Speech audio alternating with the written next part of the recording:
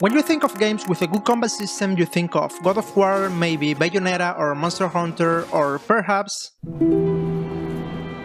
Let's face it, From Software has changed the way we experience combat in video games, and they have refined the formula game after game, creating a beautiful balance between difficulty, gameplay and level design.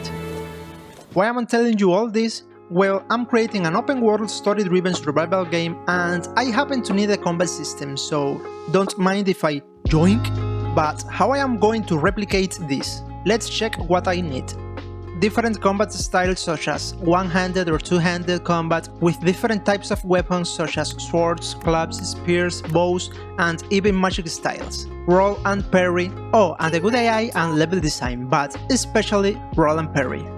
All set, let's get to work. Let's start by creating a very simple combat system and expand from there.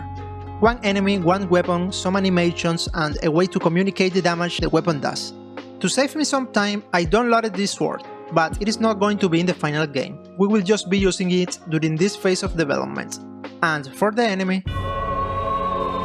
animations, I took a few days to learn how to use Cascadero. Cascadero is a relatively new animation software that uses AI-assisted tools to correct and improve poses and animations. Let me tell you one thing, animation is hard. It takes a lot of time to master, and as I am a single developer, I haven't had the time to learn how to make at least decent animations. For this reason, all the animations you are going to see for the moment are pretty bad, but I will replace them in the future with well-done animations, don't worry. To begin with, I animated a combo for a two-handed weapon. The general movement is kinda okay, but if you look closely, the hands don't even grab the sword correctly. And you might be wondering, why didn't you fix the animation? And that's a very good question, but as a wise man once said, make work now, make it pretty later. Or something like that, I don't know. I imported the animations into the game and look at that, Bob can now attack, which brings us to the third step, communicate the damage. To deal damage, we first need to register the hit, which I did using traces. So, for each animation, during a short time frame, these capsule collisions are created. And if these capsules touch something, damage is dealt. Wait a minute. Health? Holy shit, we don't have health yet. That's better. So we have health, and if we have health, we have death. And what happens in video games when someone reaches 0 life? Ragdolls. So we go here, hit simulate physics and... Yo, are you okay? So character physics works by using these capsules to simulate collisions, which are very cheap to calculate, and uses joint constraints so that the body doesn't move in crazy ways so stuff like this doesn't happen. To learn how they work, I remade them from scratch and now it works fine. Kind of. I can also use this to make physical hit reactions, but for now, we have to stay with this awful animation. Wait, what's that? Oh yeah, that's your stamina. Every action you do in the game is going to drain stamina. Running, jumping, hitting, rolling, so you have to think carefully how to move when you're in combat. But you know what action doesn't drain stamina? Supporting me on Patreon. You can help me make my dream game by donating as little as $1 and get cool perks like your name at the end of the videos, early access to the game and much more. The link will be in the description. Basic combat completed.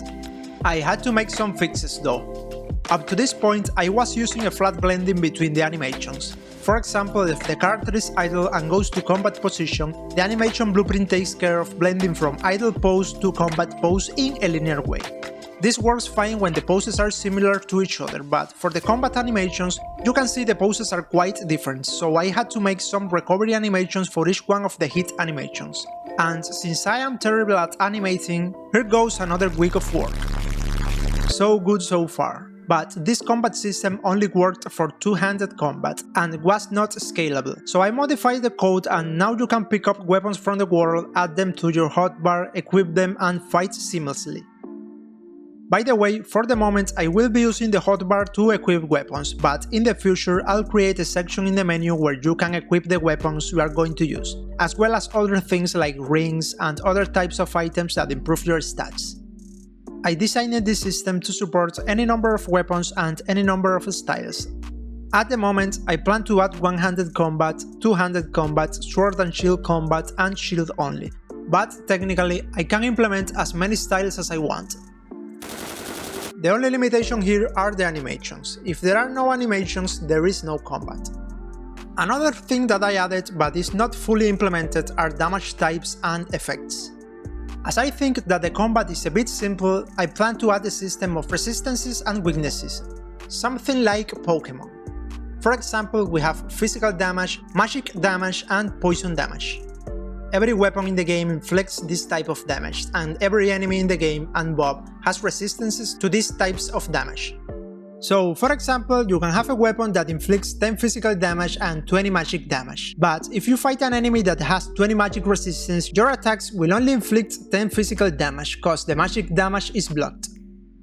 This also opens the door for the possibility of creating a system to imbue weapons with gems, to add new types of damage and improve their stats. But first, I would like to know what do you guys think of a system like this, and what other ideas do you have to make it complex but easy to follow and fun to play. I then implemented a bow, which didn't take long, but I had to face my arch nemesis to determine the direction in which the arrow should go. For this, I had to determine the position where you are pointing on the screen and find that position in the world, and then calculate the direction the arrow should go. I added a little bit of gravity that increases with time, and that's it. Despite the animations, I'm pretty happy with how it turned out. It feels great to shoot, and there is still a lot of room for improvement. I also implemented a target lock-on system to keep track of enemies when you are fighting. It is quite nice and allows you to change the target to enemies that are closer to the left or right. However, you can't use this when you are using the bow, otherwise it would be too easy. Oh, I almost forgot about the defensive abilities. As a first option, we have the roll. It's a roll like any other game that allows you to dodge hits and has a small time window where you are immune to any kind of damage. Classic stuff. As a second option, we can block attacks with shields. This will block the enemy attack and drain stamina instead. But if you run out of stamina, the attack will hurt you, and you will be punished with a few seconds without stamina regen. And as a third and last option, we have parry.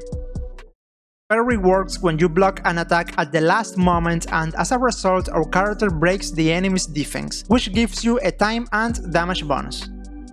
But to create the parry, we first need to create an AI that reacts to it, and oh, would you look at the time, it's already 1 month ago, so we better leave this for the next video. Thank you so much to 𝗦𝗢𝗣𝗥𝗧 for supporting me and becoming my first ever patron, absolute legend, and see you all next time. Subscribe!